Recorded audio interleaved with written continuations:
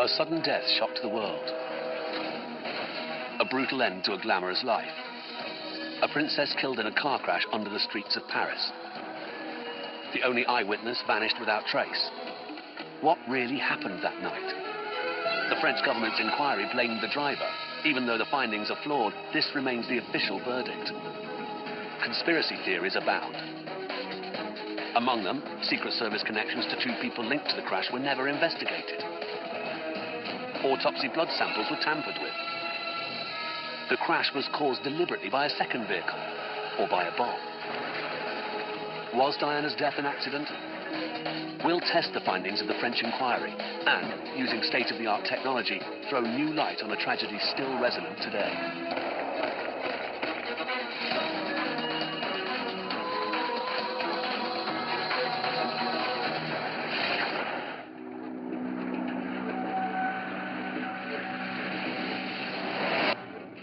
The news of Diana's death sent the world into mourning. From her fairy tale wedding through the rumors of adultery and a divorce that shook the monarchy, to her emergence as a strong, independent woman, the Princess of Wales was loved by the masses.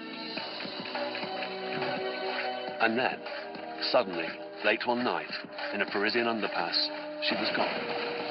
It was August the 31st, 1997, when the Mercedes in which she was riding smashed into a reinforced concrete pillar.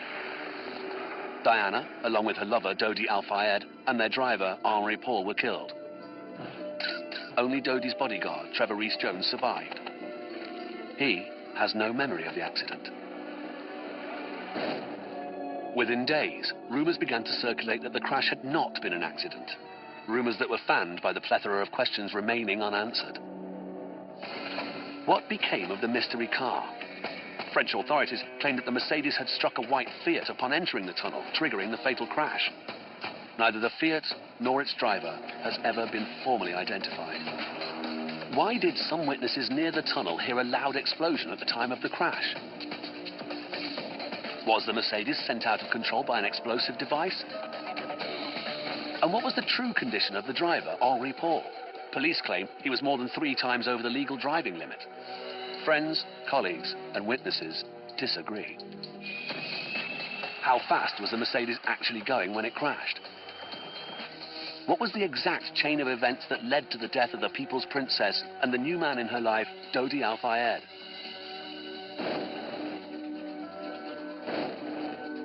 The fatal crash was the climax of a whirlwind romance that had begun less than 2 months earlier when Diana met Dodi, the son of wealthy businessman Mohammed Al-Fayed. The burgeoning romance sent tremors through the royal family. For the tabloids, it was a dream come true. Photographers harassed Diana and Dodi wherever they went, including Le Bourget Airport outside Paris, where they landed in a private jet at 3:15 p.m. on the 30th of August. That night, CCTV cameras recorded the couple's arrival at the Ritz Hotel, owned by Dodi's father. The paparazzi had gathered in anticipation of that front-page shot. 3 hours later, Dodi and Diana left the hotel. They used a side door to avoid photographers. Along with bodyguard Trevor Rees-Jones, they climbed into the Mercedes. Henri Paul, Deputy Chief of Security at the Ritz, was their driver. They were heading to Dodi's flat near the Étoile, less than 10 minutes away. Newsweek's Paris bureau chief, Christopher Dickey, was on the scene that night. So what happened that night? How did this all unfold?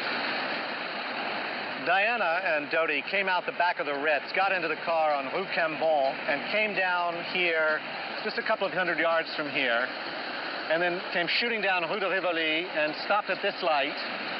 By then, there were already photographers starting to come around them. Right. This is the point at which they had to decide whether they were going to go straight up the Champs-Élysées, which would take them directly to Dodi's apartment. His apartment is just to the right of the Arc de Triomphe there. If they did that, they would have been home safe and sound probably in 10 minutes. Well, why didn't they make that decision? Henri Paul, the man who was driving, he wanted to ingratiate himself. He wanted to get away from the photographers. He wanted to show what he could do. So he wanted to say, I've got another route. I've got another way to go. He's driving this big Mercedes. He figures he'll put the pedal to the metal, and he'll leave everybody else wondering where they went. Pursued by at least 7 paparazzi on motorcycles, the Mercedes turned away from the flat. It raced along the Seine towards the Place de l'Alma tunnel and a slow-moving car, a white Fiat Uno. So the Fiat came in from here, we think. Conceivably, it was already on the road, but just over that rise, Down there. just over there, bang, the Mercedes hits the Fiat, sideswipes it, piles into one of those columns right there in the middle, spins around, and somehow the Fiat, having survived, inches its way out of the tunnel and disappears. We still don't know what happened to it. The second car has become a vital part of the mystery, a mystery made all the more intriguing by the death of the only presumed eyewitness.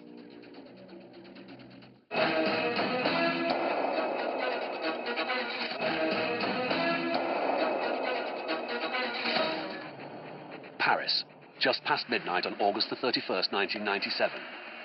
A car crash in a dark underpass killed 3 people, among them Diana, Princess of Wales. Only one car seems to have been in a position to witness the moment of impact and the events that led up to it. Neither that car nor its driver has been identified by French authorities. Moments after the crash occurred, Dr. Frédéric Meillet drove into the tunnel from the opposite direction. He stopped to help. That's where I parked my car. I put on my flashing lights and I went to the Mercedes to see what was happening. The car must have spun out because the car was facing the wrong way, this way. And I went almost inside the car to see. There were 4 people in the car.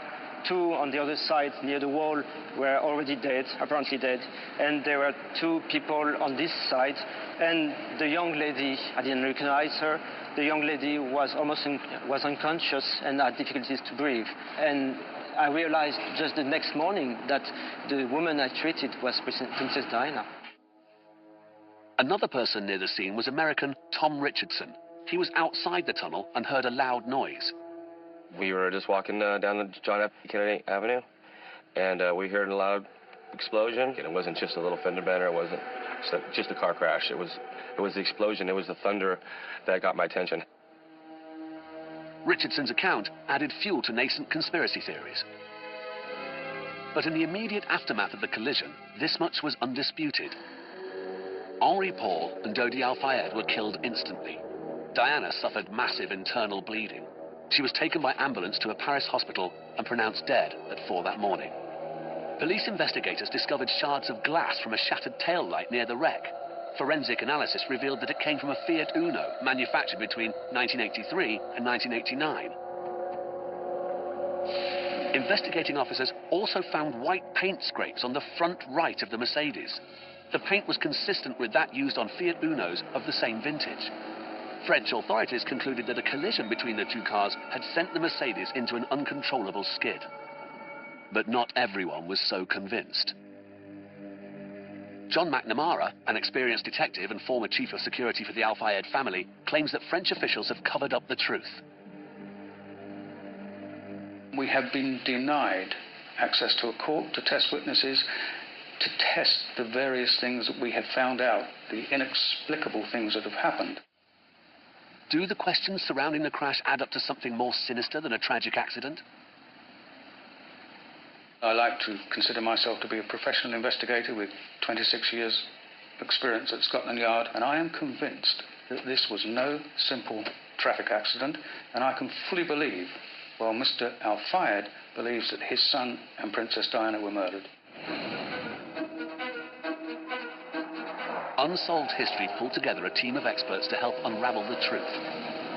That's exactly... Richard Zianicki, a specialist in vehicular accident reconstructions, will analyze the crash data. Still behind them at this point. Gordon Edwards, Greg Powell, and Jeff Miller will attempt to reenact the collision between the 2 cars. Pathologist David Posey will review the disputed autopsy report on driver Henri Paul. Acoustical consultant Jack Freitag will test whether a car crash in a tunnel could be confused with an explosion. And Daniel Martinez will lead the investigation. We start with a simple question. How fast was Diana's Mercedes going? The official finding was that the Mercedes hit the pillar at 105 kilometers or 65 miles per hour. But the damage to the car was so extensive that some argue the car was going much faster, or that a bomb was involved. At a crash test facility in the California desert, an experienced team will restage the accident using a car of comparable size and weight. They will crash it at the alleged speed to see if they can replicate the damage sustained by Diana's Mercedes. The vehicle is going to start in the preparation room that is at the other end of the track. It's 1,000 feet away. The speed is controlled by this instrumentation here. The vehicle will leave the room and proceed or accelerate up to 63 miles an hour and hit the barrier right down below us here. We have an offset structure in front of the barrier to simulate what the vehicle that Princess Di was riding in impacted in the tunnel. The purpose of the test is twofold. It's designed not only to determine how fast the Mercedes was traveling, but to measure the sound of such an impact. Could the explosion reported by witnesses actually have been produced by a large vehicle hitting a pillar at 105 kilometers an hour? It wasn't so much like a collision noise like you would think. You hear metal twisting, you know, smashing. It was more like an explosion. I don't know how to explain it. It was just a big, thunderous, deep boom. There were a number of witnesses that had reported hearing events from the tunnel. Most of them tend to say they heard a boom or two booms. They think it's worth an investigation to see whether or not things really sound like a boom, if there were a crash, or whether there was indeed something that caused a boom. The witness reports of an explosion that night are a key factor cited by conspiracy theorists. Jack Freitag will attempt to find out whether there's any validity to the anecdotal evidence. His audio test will be in two parts. The first, recording the crash, will take place here in the desert. Then he'll play back that recording in the Paris tunnel and re-record it. Because the loudness of the impact is an unknown, he must prepare for a range of possibilities. There will be only one test crash, so he will have only one opportunity to get it right. The biggest challenge to this recording is to make certain that we have the record in the right level. And for that reason, we're making multiple recordings. For the test, the team is using a Pontiac Bonneville. Both its weight and size are comparable to the Mercedes in which Diana died. After 5 hours of preparation, the time has come. All the audio equipment is in place. The car's wheels are set in motion.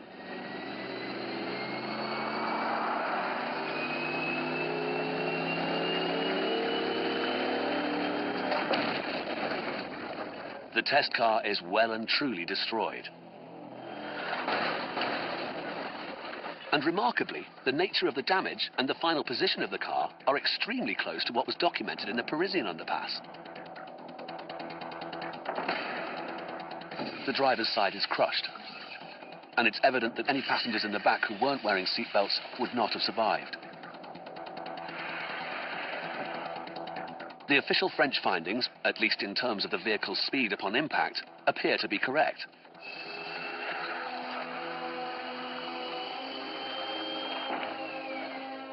What this test doesn't explain is how or why the crash took place. What actually caused Diana's car to veer out of control? And what was the role of the mysterious second car, the Fiat Uno? Was it driven by an unwitting participant? Or was it actually used as a lethal weapon? How and why did it vanish without trace? To help answer these questions, we enlisted the aid of a company that specializes in simulating car accidents using computer technology. Incorporating our California crash test results and forensic evidence from the scene, graphic experts will reconstruct the crash that led to the deaths of 3 people. The computer sequences they are building reflect the official version of events. What we will demonstrate through the simulation is precisely what is the vehicle path, how it was moving, what speed the vehicle had during the accident. And then when we look into the animation portion of this accident, we will see realistically what happened during the night of August 31st. Precise dimensions of the tunnel are fed into the powerful computer, as are details including the length of the skid marks, the spot where the 2 cars collided, the distance between this and the fatal car crash, as well as the speed of the cars. After a month of work, the computer simulation is complete. The Mercedes enters the tunnel at 120 kilometers an hour. It swerves to avoid the Fiat, but instead hits it with a glancing blow. Now the Mercedes is heading for the center pillars. Henri Paul tries to correct his course, but he overcompensates. Once again, he tries to regain control. But this time, it's too late. He hits the 13th pillar at 105 kilometers an hour.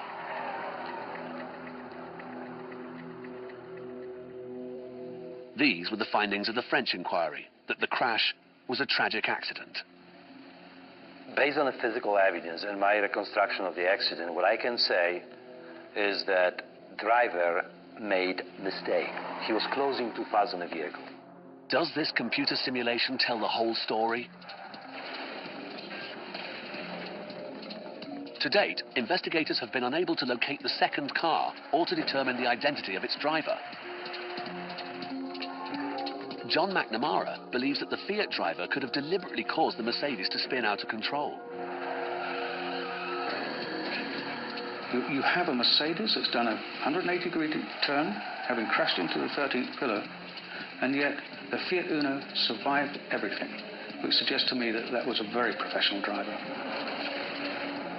Was the Fiat Uno part of a murder plot? The driver a conspirator? We asked a team of defensive driving experts to test McNamara's theory concerning the complicity of the Fiat driver.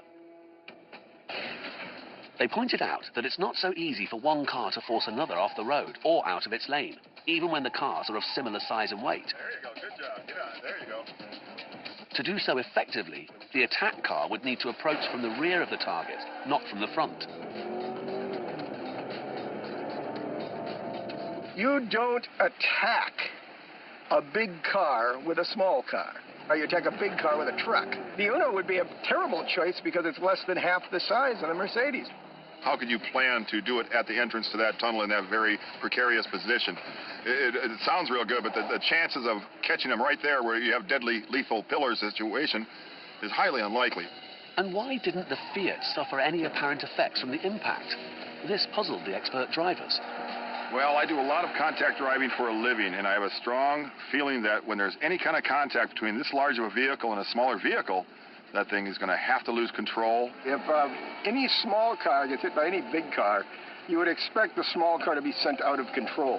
And in a confined space like that tunnel, it should have hit something. The fact that it kept its lane and just continued to drive on its merry way doesn't seem feasible to me. This part of McNamara's theory, that a professional driver must have been behind the wheel of the Fiat, could have some truth to it.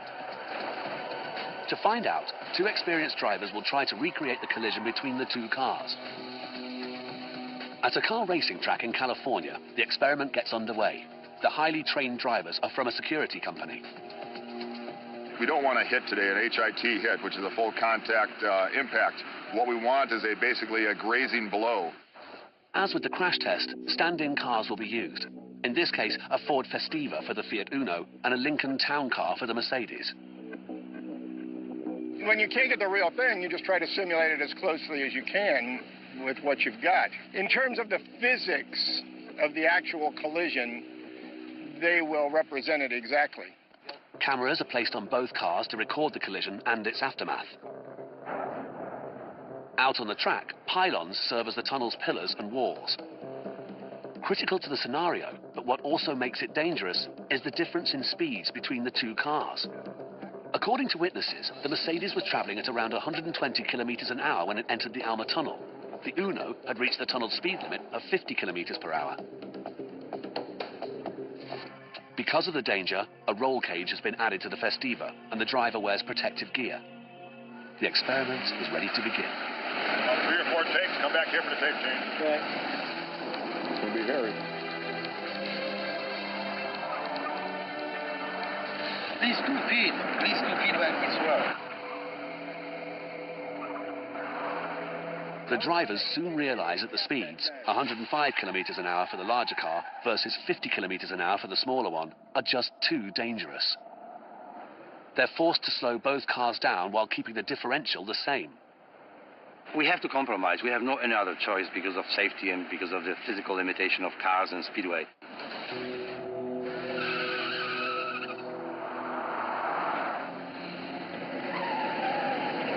You damn near pushed my hair over with that one. That time you swerved too soon, Gord. I think... With a couple inches, maybe even inch, very close. The track time allotted for the experiment will run out in 15 minutes. Will the drivers succeed before then? And if so, will their results support McNamara's theory that the Fiat was part of a murder plot?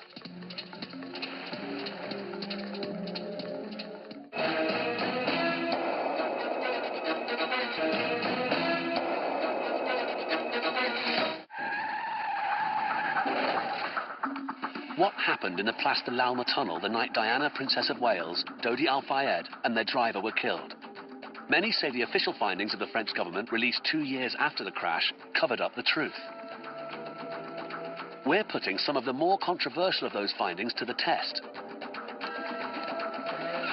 Here, a team of defensive driving experts is attempting to reenact the alleged collision. They're using stand-in cars of similar size and weight. A Lincoln Town Car for the Mercedes and a Ford Festiva for the Fiat Uno. Of particular interest is how the smaller vehicle would have been affected. After 2.5 hours, the two drivers finally make contact. Oh, I hope you guys got that one on film. You guys get that?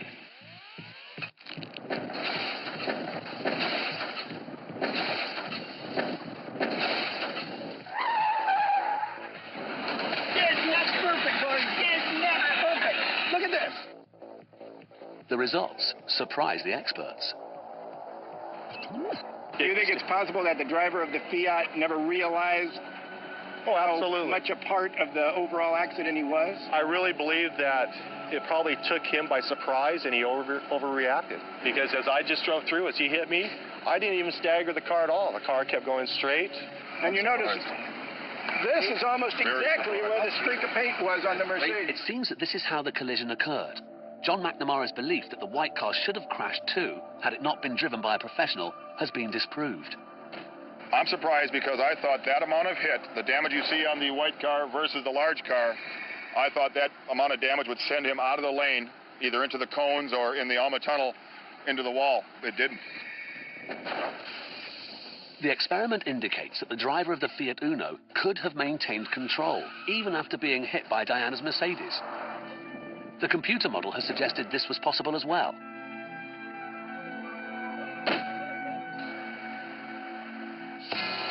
What it doesn't explain is why the driver neither stopped nor came forward to report what he'd witnessed.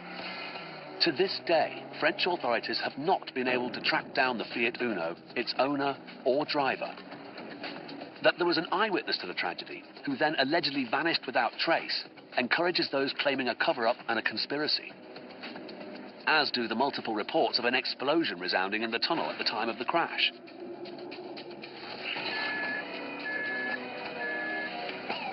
Basically, it was just an impact. It wasn't like two cars colliding and skidding. It was just like you could tell, whatever, if it wasn't a bomb, then whatever it was came to an immediate stop.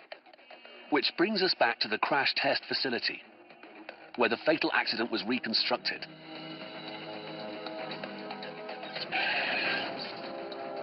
And where acoustical engineer Jack Freitag made several recordings of the sound of the impact.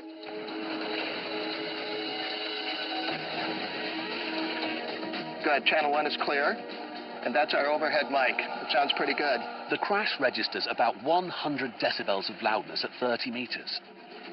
A car hitting a pillar can sound like an explosion in a reverberant environment.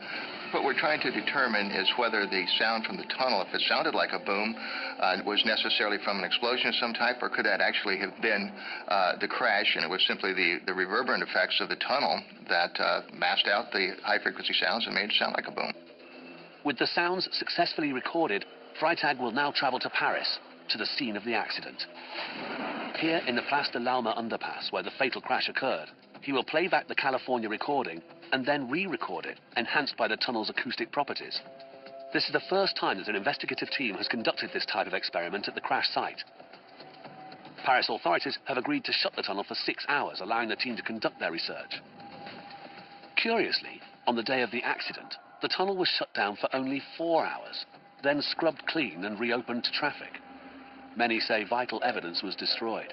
Jack, we've got all the measurements now. We're going to recreate the crash of the Uno here and then the crash of the Mercedes into the pillar down there. So what do we need to do now? We need to wire things up right now. I think we're all set to go. Freitag has recorded not only the test crash, but the sound of a less powerful collision to approximate the initial hit with the Fiat. All right.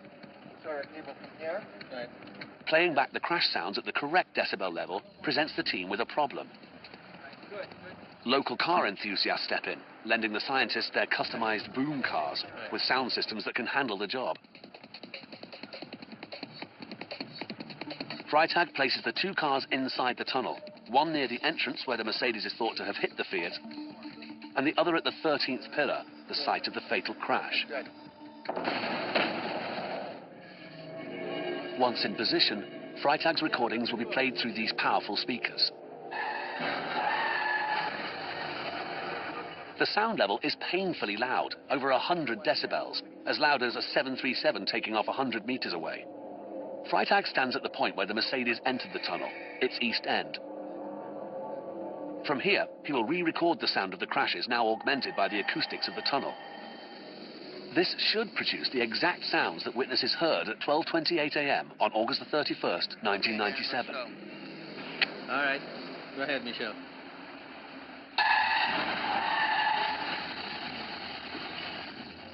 Even outside the tunnel, the sound of the crash reaches a level of 89 decibels. Okay, I think we've got position 1 good. Let's move to position 2.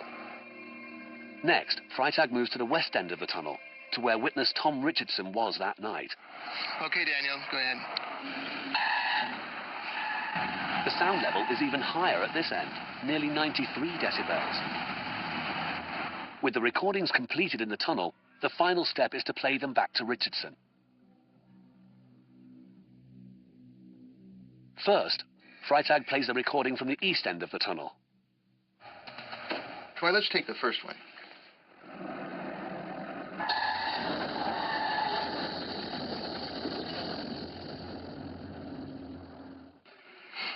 Yeah, that didn't sound very familiar to me.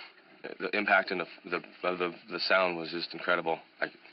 The only way I could describe it was it had to be like a bomb. Now, he plays back the recording from the tunnel's west end, where Richardson was standing. Let's play a second one then, Troy, and see if this is a little bit closer to the mark.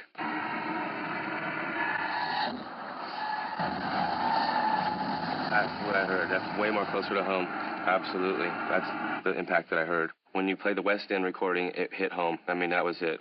Right when it gave me goosebumps. When I heard the recording, it gave me goosebumps. That was right on the mark. The test certainly suggests that witnesses who thought they'd heard a bomb blast were probably mistaken.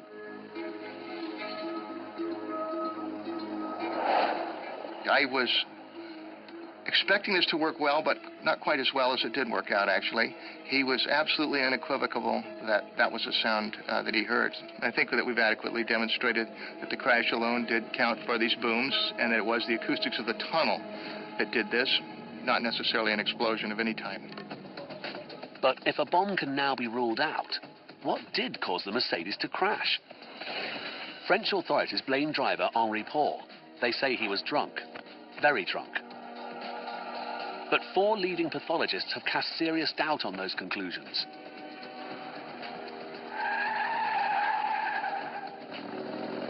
Two hours after the crash, police arrested 6 paparazzi who'd been pursuing the Mercedes on motorcycles and charged them with manslaughter. But 30 hours later, they pointed the finger elsewhere, at Henri Paul. Paul's friends and colleagues say the French police are mistaken. I knew Henri Paul very well. I'd known him for over 10 years, and the man was not a drinker. He was not an alcoholic, as they tried to portray him. According to witnesses, Henri Paul had at most 2 drinks in the 2.5 hours before he took the wheel of the Mercedes. Yet the official coroner's report states that he had a blood alcohol level between 1.73 and 1.75 grams per litre, over 3 times the legal driving limit in France. Is this possible? How does a blood alcohol level that high affect a person's ability to drive? To find out, Daniel Martinez went to the University of Iowa, where he took part in an experiment on the National Advanced Driving Simulator. Here a bit. This is control room, where all operations occur for the simulator. The NADS is the most sophisticated research driving simulator in the world. Developed by the American Highway Traffic Safety Administration, it consists of a car enclosed in a large dome with a computer-controlled motion system that creates a virtual environment. It's the ideal way to test the effects of alcohol on a driver without endangering the driver or other motorists. We will be looking at your reaction time to various events that will occur in the scenario around you, so with other vehicles around you. Before drinking any alcohol, Martinez takes a test drive in the simulator. The 3D environment includes a number of urban settings that simulate real-world conditions. Martinez drives well, but then so, apparently, did Henri Paul. After the control test, Martinez is given sufficient spirits to raise his blood alcohol level to that allegedly found in Henri Paul. In simplistic terms, we gave him a dose of vodka with orange juice and asked him to consume it on an empty stomach at those timed intervals in order to ensure that he gets to the dosing level that we wanted to test at. Screwdriver, right? Yes.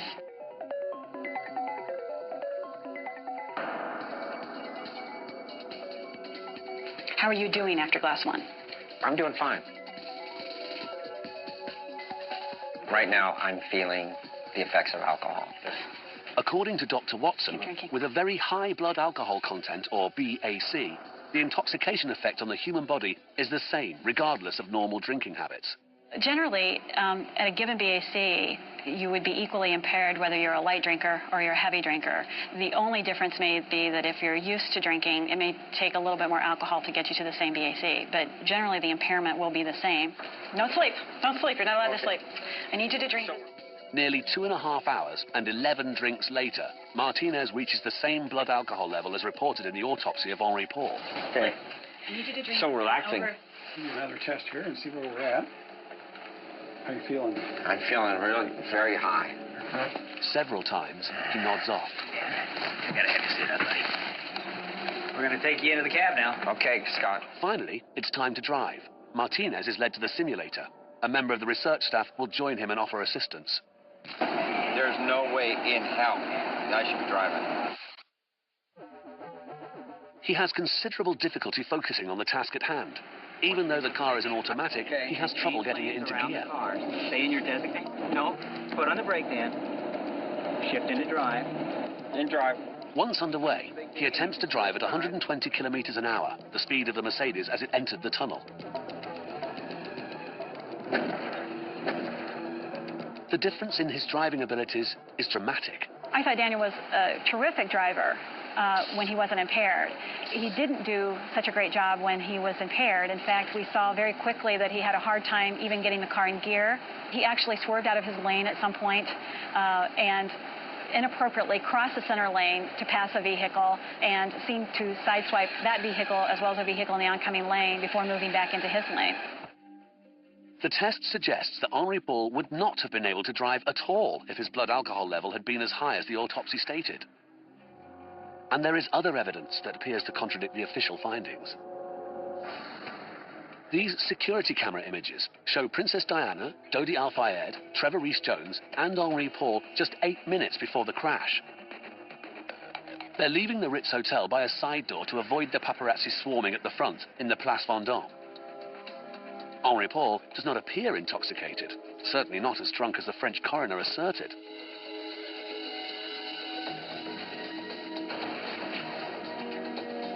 We asked forensic pathologist Dr. David Posey to evaluate the summary of the autopsy report. First, he looked into the official claim that Paul was an habitual drinker. In individuals who are heavy drinkers, we definitely want to examine the liver, which is right here. And one of the things we'd find in heavy drinkers is usually, unless it's cirrhotic, it's going to be enlarged. Not only will it be enlarged, but the normal red-brown color that we see at autopsy has changed. The change will have kind of a greasy yellow to yellow-orange appearance, and these are the things we look for in heavy drinkers. So in Henri Paul, none of that was present. His liver is reported to be normal size, normal consistency, no evidence of fatty change. The other issue that we have to deal with is the fact that there's no mention in Henri Paul's autopsy that there was any smell of alcohol in the stomach. If he had been a heavy drinker, would have had enough alcohol in his system to have a 0.175 milligram per deciliter level, one would expect there to be a heavy smell of the alcohol from the stomach during the course of the autopsy, and this was not recorded. Next, Dr. Posey examined the CCTV tape from the night in question for any indication that Henri Paul was drunk.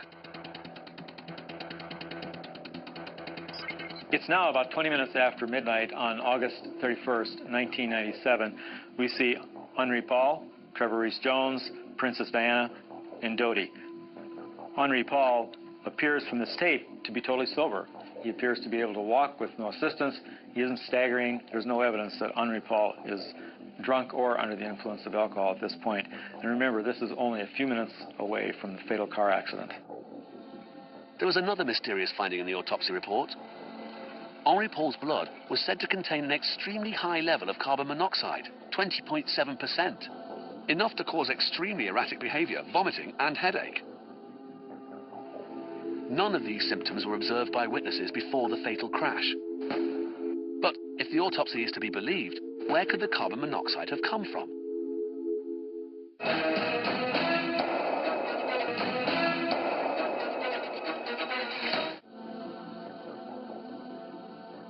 The results of Henri Paul's autopsy revealed an abnormally high level of carbon monoxide in his blood, 20.7%, enough to cause serious and visible impairment. But nowhere within the report was there any explanation that has since held up to scrutiny. French authorities claim the carbon monoxide came from the airbags that exploded when the car crashed. But airbags produce only trace amounts of this gas, not nearly enough to explain the high levels in Paul's bloodstream. Even a heavy smoking habit wouldn't contain the concentrations cited in the autopsy report. An average for most heavy smokers is 8%. So this leaves us with approximately 12% we have to account for on the day of the incident. The bottom line is we really do not have an explanation as to where this carbon monoxide level came from. Yet, according to the official report, it was there.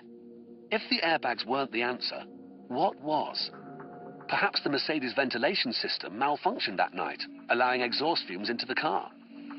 If there had been carbon monoxide in the vehicle, we would have expected to have seen some changes in, especially Dodie, possibly in Princess Diana. We then tested the blood of Dodie, which we had from his clothing, and there was no trace whatsoever of carbon monoxide, which showed there'd been no carbon monoxide build-up in the car. We and the police tested his flat to see if there's any leak from the heater. It's midsummer, so it wouldn't have been switched on, but no, there was not. His Mini was tested. There was no carbon monoxide leak there whatsoever. The reality was that that was not Henri Paul's blood. Is it possible that the blood samples were contaminated, intentionally or otherwise? Was the blood really that of Henri Paul? His family asked for a second set of samples to be taken and analysed. But those results supported the initial findings. I would have to say that one of two things happened. One, either the samples were contaminated from the stomach contents, or there's a possibility the samples were accidentally switched. We'll never know if this was Henri Paul's blood. Accident or conspiracy? The debate goes on. It was not an unusual accident in my experience. Simply watching or observing data on this accident, there's nothing truly which will distinguish this accident from others other than people attached, people involved in the accident. Others don't see it that way, and their challenges to the official report have yet to be countered. I had been told that if I conducted any investigation whatsoever in Paris, I would be arrested and imprisoned because it would be regarded as obstructing justice. Perhaps the key to the mystery rests with the second car, the Fiat Uno. To date, French investigators have identified neither the driver nor the car. The authorities did track down two white Fiat Unos with damage to the left rear bumper and tail light. One was owned by a Vietnamese security guard who was questioned and cleared. The other belonged to a photographer named James Anderson, a man with alleged links to MI6. We were conducting inquiries and we found the Fiat Uno belonging to James Anderson. That car was sold to a garage within a month of the crash. McNamara says he has substantiated the fact that Anderson was among the paparazzi pursuing Diana and Dodie that night. Anderson was interviewed by the police following the crash because they knew of his intense involvement in following Dodie and Diana, and he came up with the most bizarre excuse that he was not in Paris at the time of the crash. Anderson told the police that he left his home at 3 in the morning for a flight to Corsica. He produced toll receipts as proof that he'd been nowhere near Paris at the time of the crash. They accepted the fact that he had gone to Corsica as sufficient reason for him not being at the Alma Tunnel. That's not true. He was at the Alma Tunnel, and he boasted to people afterwards that he was there. He was there in the Fiat Uno, which caused the collision with the Mercedes that night. Despite John McNamara's contentions, French police cleared Anderson of involvement in the fatal crash. But if he did play a role in the incident as either witness or participant, we will never know. Anderson was found dead in June of 2000. He was found in the south of France some months later. His body burned beyond recognition. He was locked inside his own car, a BMW, and he was only identified from dental records. Suicide or murder? Anderson's mysterious death brought a sudden halt to the search for the Fiat Uno driver. Surrounding this tragedy may never be settled. Has the truth been suppressed? 6 years on, a British inquest is finally scheduled to take place. Unless its findings dispel key mysteries, the notion of a conspiracy to kill Diana, Princess of Wales, and her lover, Dodi Al-Fayed, will live on.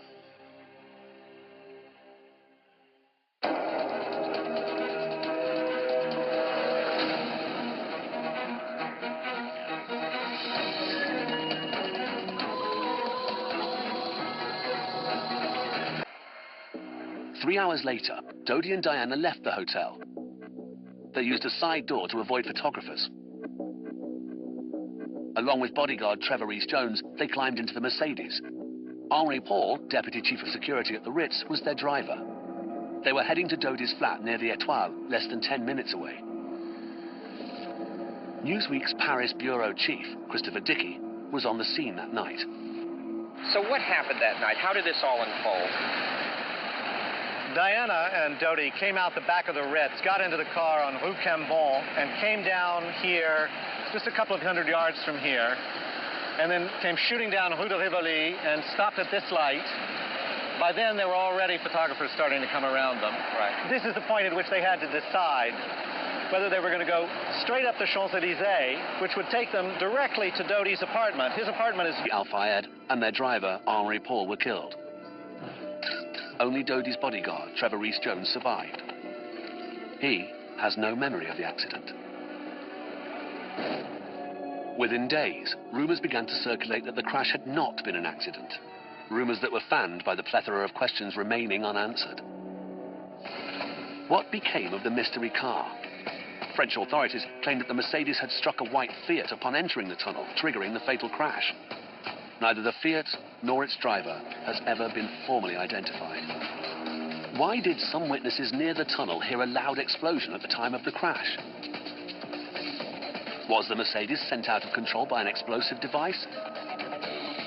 And what was the true condition of the driver, Henri Paul? Police claim he was more than 3 times over the legal driving limit. Friends, colleagues, and witnesses disagree.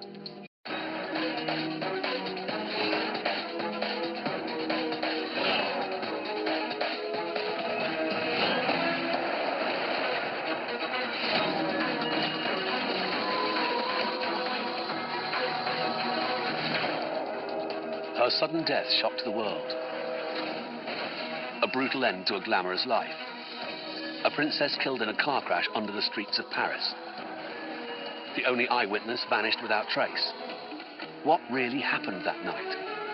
The French government's inquiry blamed the driver, Even though the findings are flawed, this remains the official verdict.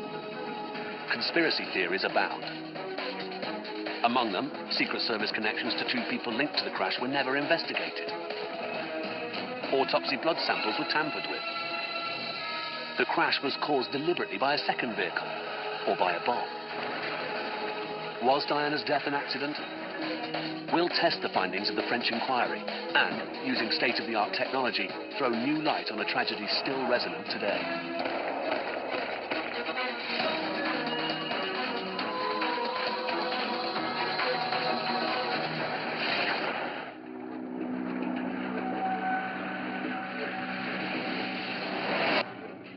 The news of Diana's death sent the world into mourning.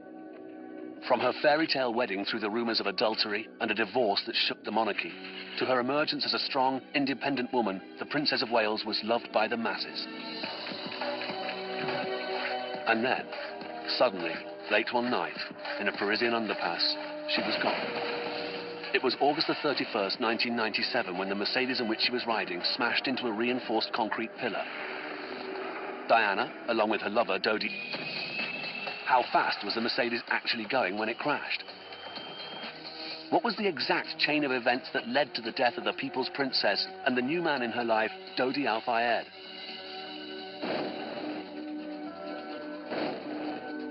The fatal crash was the climax of a whirlwind romance that had begun less than 2 months earlier when Diana met Dodi, the son of wealthy businessman Mohammed Al-Fayed. The burgeoning romance sent tremors through the royal family. For the tabloids, it was a dream come true. Photographers harassed Diana and Dodi wherever they went, including Le Bourget Airport outside Paris, where they landed in a private jet at 3:15 p.m. on the 30th of August. That night, CCTV cameras recorded the couple's arrival at the Ritz Hotel, owned by Dodi's father. The paparazzi had gathered in anticipation of that front-page shot.